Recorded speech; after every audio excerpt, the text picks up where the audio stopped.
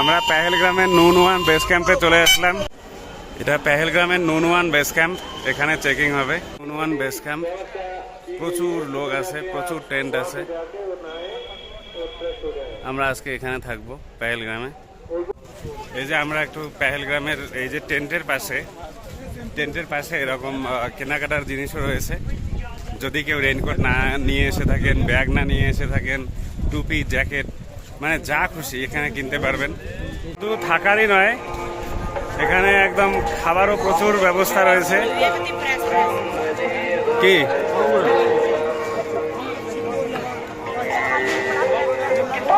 এই যে খাবার ভান্ডারা চলছে।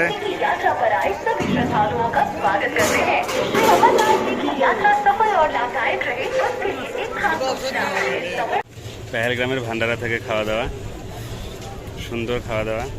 এই যেটা আমার প্লেট।